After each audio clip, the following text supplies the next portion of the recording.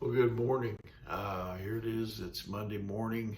It's January the 3rd, and we're already 3 days into this new year. I hope you had a great weekend. I hope you had a good beginning to this new year.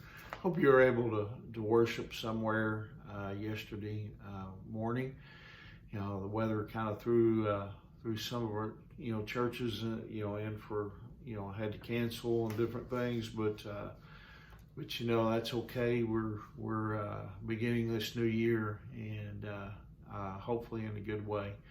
This morning I want to bring you a devotion entitled "Choose the Right Foundation."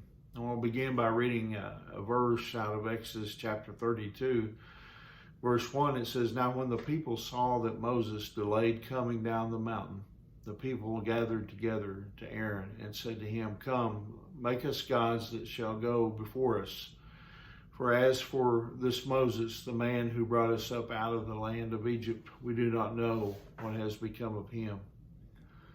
You know, the golden calf was really actually Israelites' second idol. Moses was their first. And yes, the people, they bowed before a golden calf while Moses was away, but you see, they had already made an idol out of Moses as well. It wasn't his fault, however. You see, Moses was simply he was a godly example for them. In Exodus chapter 14, verse 31, it tells us, it says, "Thus Israel saw the great work which the Lord had done in Egypt. So the people feared the Lord and believed the Lord and his servant Moses." See, later on, when Moses left for a time to receive the Ten Commandments, he put his brother Aaron in charge. But you see, after a while, the people said there again in verse 1 of chapter 32 of Exodus, "As for this Moses, the man who brought us up out of the land of Egypt, we do not know what has become of him." You say, well, wait a minute. You see, it was God who brought them out of Egypt. But you see, in a way, they had put Moses in the place of God. They had elevated Moses, in their eyes as the person that did all this. And this happens even today.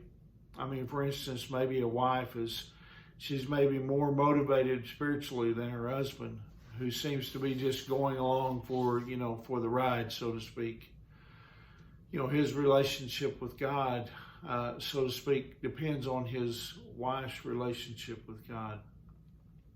Now, let's just say, for the sake of illustration, that his wife loses interest in spiritual things. You see, it won't be long before he loses interest as well.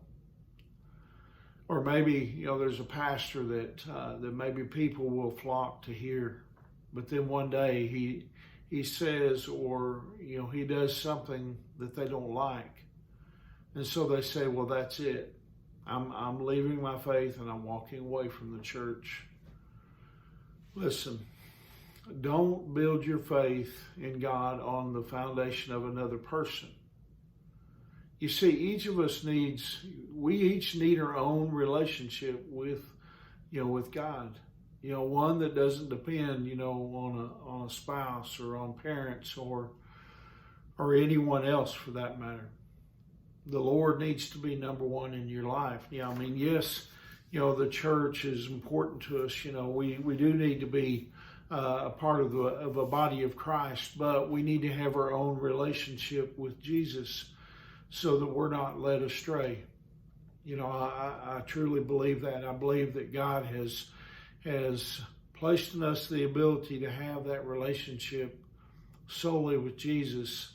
And then Jesus will bring on those other things. He'll bring on those relationships, with other believers, and will belong to a body of Christ.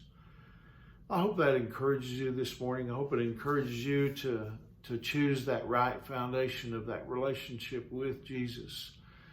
And anyway, remember, Angie and I, we love you guys. We're praying for you, and and hope you have a wonderful day. And Lord willing, I'll see you tomorrow morning. God bless you.